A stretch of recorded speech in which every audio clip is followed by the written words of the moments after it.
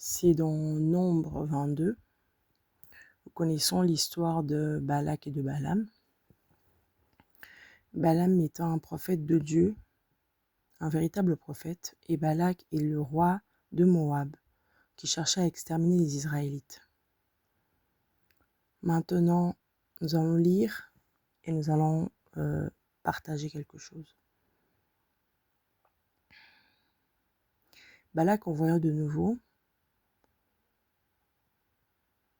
un des chefs en plus grand nombre et plus considéré que les précédents. Alors, juste pour le contexte, dans Nombre 22, nous voyons que Moab a envoyé des serviteurs. Ici, nous lisons au verset 3, au verset 4. Moab dit aux anciens de Madian, cette multitude va dévorer tout ce qui nous entoure, comme le bœuf broute la verdure des champs. Balak, fils de Tsippor, était alors roi de Moab. Il envoya des messagers auprès de Balaam, fils de Péor, à Pétor, sur le fleuve, dans le pays des fils de son peuple, afin de l'appeler et de lui dire, voici, un peuple est sorti d'Égypte, il couvre la surface de la terre, il habite vis-à-vis de moi. Viens, je te prie, maudis-moi ce peuple, car il est plus puissant que moi, peut-être aussi, ainsi pourrais-je le battre et le chasserai-je du pays, car je sais que celui que tu bénis est béni, et que celui que tu maudis est maudit. Les anciens de Moab et les anciens de Madian partirent avec eux.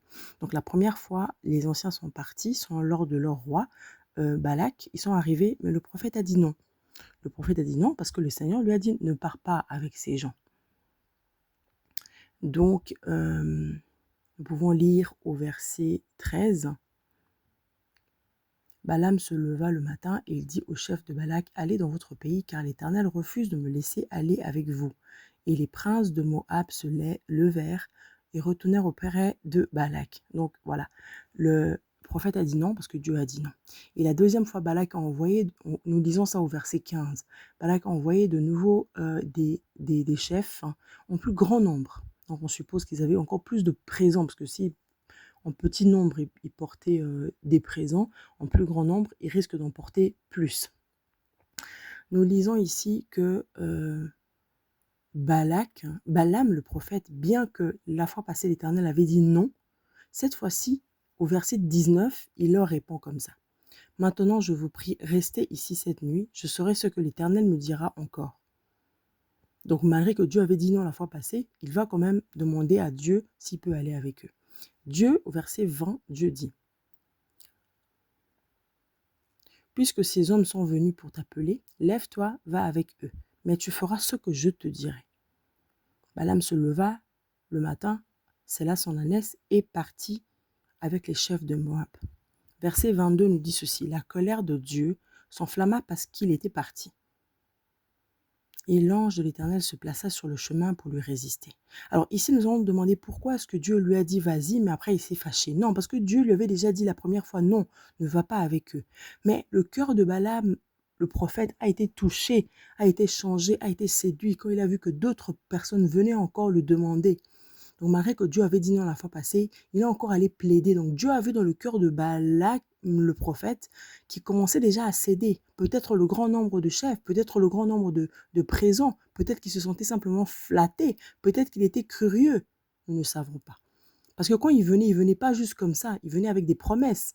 Dans la première partie, on lit que le roi de Moab, donc Balak, a promis au prophète Balaam de lui faire des présents, de lui faire des cadeaux. Donc quand il venait comme ça, il venait avec des promesses. Il venait avec des promesses. Si nous regardons ici sur l'image au verset 17, le roi Moab dit, car je te rendrai beaucoup d'honneur et je ferai tout ce que tu me diras. Viens, je te prie, maudis-moi ce peuple. Donc ce sont des paroles qui créent quelque chose. Et Balaam a entendu ces paroles avec des promesses de richesse et tout ça. Et Dieu a vu que son cœur commençait déjà à pencher. Alors Dieu a dit, ok, vas-y alors. Mais il n'était pas content. Le verset 22 nous dit, donc on est à Nombre 22, verset 22, la colère de Dieu s'enflamma parce qu'il était parti, et l'ange de l'Éternel se plaça sur le chemin pour lui résister. Balaam était monté sur son ânesse et ses deux serviteurs était avec lui.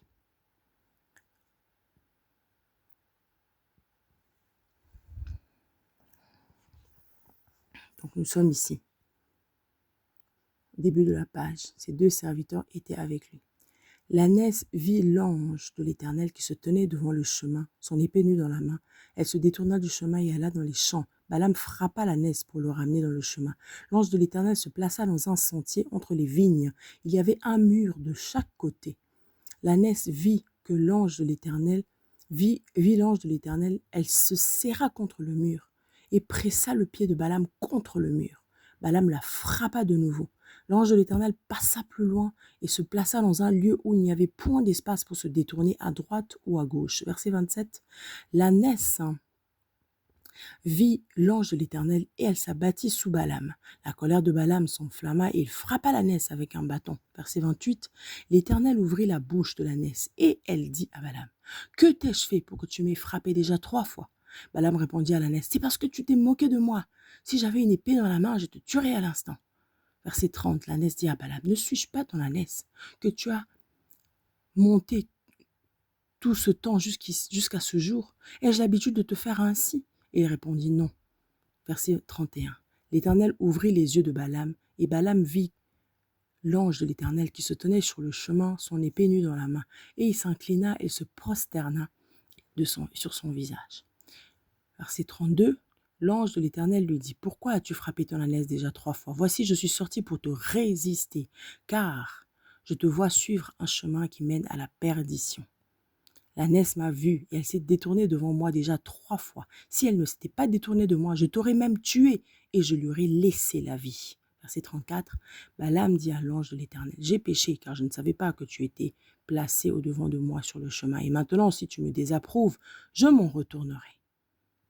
Verset 35, l'ange de l'Éternel dit à Balaam: va avec ces hommes, mais tu ne feras que répéter les paroles que je te dirai. Ça, c'est la parole du Seigneur. Ce que nous voyons ici, c'est que l'ange a résisté. L'ange n'était pas visible pour Balaam, mais les circonstances étaient visibles. Le chemin était compliqué. D'abord, nous voyons que l'ange s'est placé devant. L'âne a refusé de prendre le chemin où il y avait l'ange. Après, l'ange s'est placé dans un endroit où il y avait un mur de chaque côté. Nous pouvons le voir au verset 24. L'ange de l'Éternel se plaça dans un sentier entre les vignes. Il y avait un mur de chaque côté. C'est-à-dire que non, il y a une limitation de chaque côté. Le chemin était serré, mais visiblement comme ça, humainement comme ça, Balaam le prophète ne voyait pas. Il ne voyait pas, il comprenait juste pas que le chemin n'avançait pas. L'âne qui normalement l'a toujours servi n'arrivait pas à avancer. Et qu'est-ce que l'ânesse a fait au verset 25? L'ânesse vit l'ange de l'Éternel, elle se serra contre le mur et elle a pressé le pied de Balaam contre le mur. C'est-à-dire non seulement l'ânesse n'avance pas, mais en plus elle écrase encore son pied. Ça, c'est les situations qui sont difficiles. Le chemin devient difficile. Mais Balaam n'a pas vu l'ange, donc il n'a pas discerné que l'ange était en train de lui résister pour qu'il n'aille pas sur un mauvais chemin. Il a continué de pousser pour arriver. Au verset 27, la Bible dit: l'ânesse vit l'ange de l'Éternel et elle s'abattit sous Balaam. Et juste en haut, au verset 26, l'ange de l'Éternel passa plus loin. Il se plaça dans un lieu où il n'y avait aucun espace pour se détourner, ni à gauche ni à droite. C'est-à-dire que non, la situation était devenue encore plus compliquée. Avant, il y avait 2 murs entre deux, mais là, il n'y avait rien du tout, ni à gauche ni à droite. Donc, là où l'ange s'est mis, c'est là où l'âne est en train d'aller avec le prophète Balaam et il n'y avait pas de chemin. Donc, s'ils avaient continué, si l'âne ne s'était pas abattu, mais avait continué le chemin, l'ange aurait frappé.